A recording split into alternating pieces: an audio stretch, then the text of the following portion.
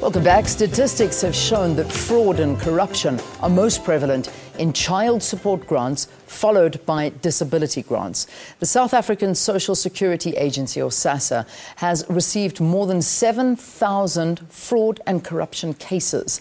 The agency adds that the investigations they have finalised amounts to more than 60 million rand. We're now joined by the CEO of the South African Social Security Agency, Virginia Petersen. Good to have you. Thanks very much, Virginia, for being with us. Good morning, Leanne, and good morning to your viewers. Right, so we're seeing that most of those have been caught are employees. How do you actually track them down? Well, let's put it this way.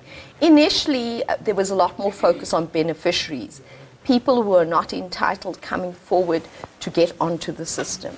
And when I came, I was part of turning around SASSA's situation. And we turned our eyes inwardly into our own officials. Because how does a syndicate work?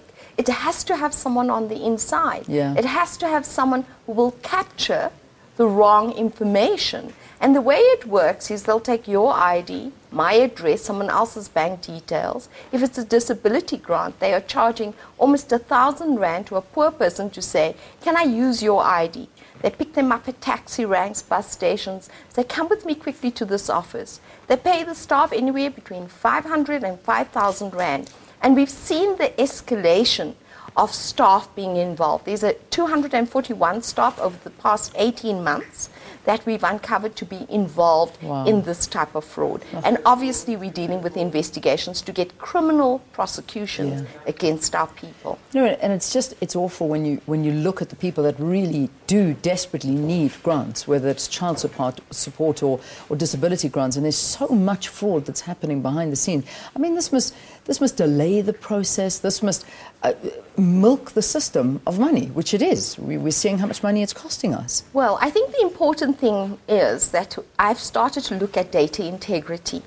And last year we did a re-registration program that positions us much better than we've ever been to be able to uncover who is a fraudulent grant recipient. Because we now have a full biometric, which is 10 fingerprints, a photograph, obviously the ID document. We're able to run that information against Home Affairs. We also want to run our information against SARS.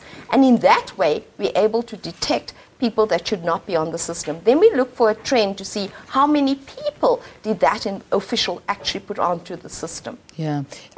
Why is fraud and corruption most prevalent in child support grants and disability grants? I think initially it was easier. You would just arrive with the child with a birth certificate, whether it was a fake birth certificate or not. Now with the biometrics, because we've done 21.7 million people in a face-to-face contact during re-registration for the 16 million grants.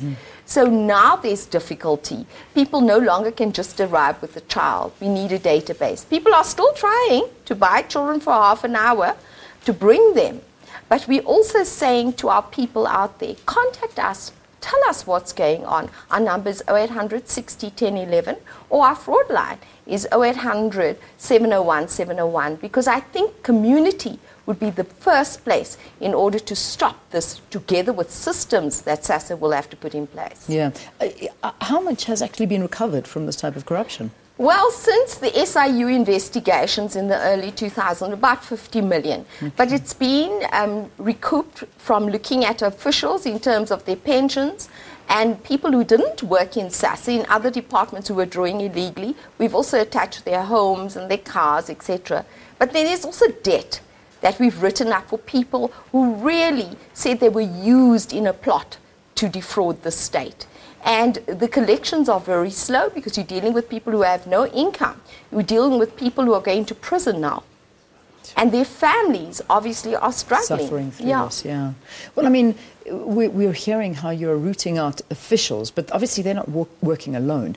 I mean, the civilians that are involved as well. So how, as an agency, are you trying to get rid of these syndicates? We're very fortunate to be supported by crime intelligence, the SIU and the Hawks in our investigation. In fact, in our conference more recently, we were able to consolidate our partnership and our work relations with all these departments, Home Affairs in particular as well. We had an official, a former official now, who's serving a very long sentence. What was happened? People from community, they're called touts, or ambulance drivers, that's a taxi. They pick up 10, 20 people, bring them to the office, present fake documents or an ID. They pay these poor individuals 50 Rand. And we found in Tembisa, some of the people actually qualified for a full grant.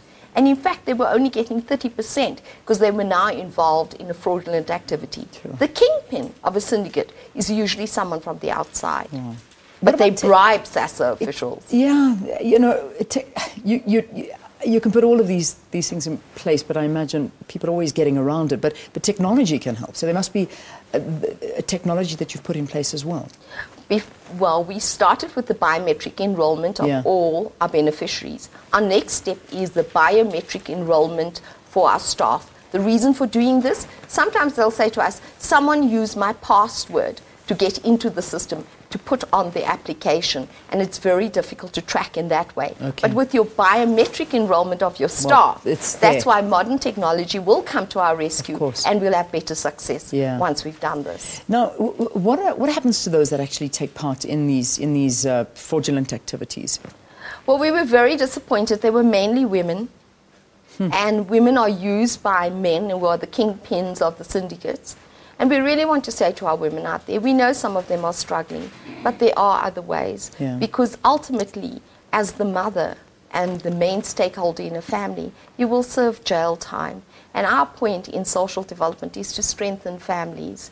So really, that really saddens us, but that will not stop us from our zero tolerance towards fraud and corruption within the social grant system. Yeah, obviously there's tip-off lines. I mean, we got information, we want to come to you and give it to you.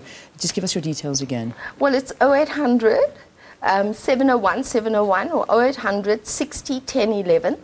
Those are the lines. I also give my own cell phone number to people. Oh, good. Because I do want to hear what our people have to say. Yeah. And it's 082 550 4951. Okay.